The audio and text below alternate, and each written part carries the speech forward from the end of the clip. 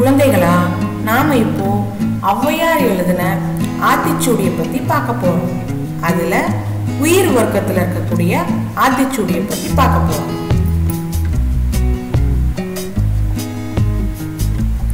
முதல்ல அறம் செய்ய விரும்பு. இதுக்கு என்ன பொருள்னா, எப்பொழுதுமே நீ தர்மம் செய்யறதுக்கு விரும்பணும். அடுத்தது ஆறுவது சினம். கோபங்கிறது எப்போதுமே தணிந்து விடக்கூடிய ஒண்ணுதான்.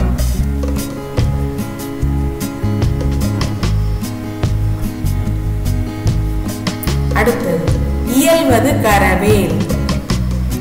இதுக்கு என்ன அர்த்தம்னா, நாளை எவ்வளவு தர்மம் செய்ய முடியுமோ அதை செய்யாம இருக்கக்கூடாது.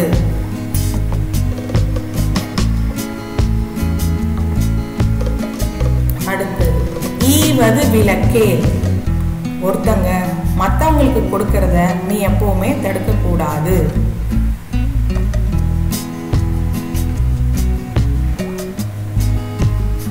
உடையது விளம்பேல்.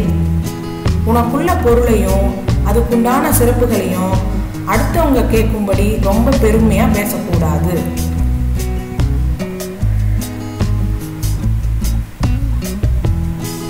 அடுத்தது ஊக்கமது கைவிடேல். ஒரு காரியத்தை செய்யறதுக்கு உண்டான உள்ள கிளர்ச்சிய எப்போதுமே நீ சோர்ந்து போக விடக்கூடாது.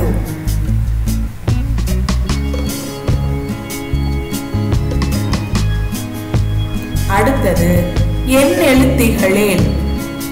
கணித நூலையோ இலக்கண நூலையோ நீ படிக்காம ஒதுக்கி வச்சுட்டு இருக்கக்கூடாது.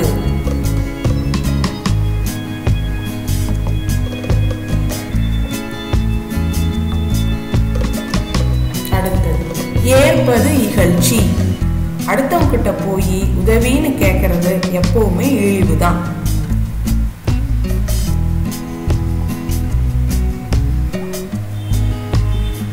அடுத்தது ஐயமிட்டு உண். உன்கிட்ட யாராவது வந்து உதவின்னு கேட்டா அவங்களுக்கு கொடுத்துட்டு தான் நாம சாப்பிடணும்.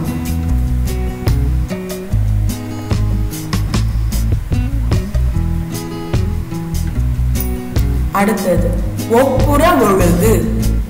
உலகம் எப்படி நடக்குதோ அதுக்கேத்த மாதிரி நாமளும் நடந்துக்கணும்.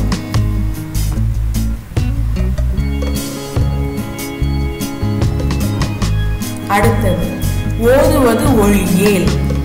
புத்தகங்களை படிக்கிறத நிறுத்தவே கூடாது.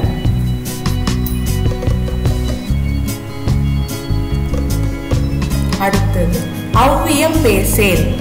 பொறாம சொற்களை எப்போதுமே பேசக்கூடாது.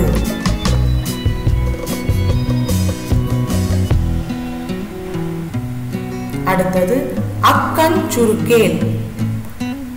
நெல் முதலான தானியங்களை குறைவா எடை போட்டு விற்க கூடாது. அது தப்பு.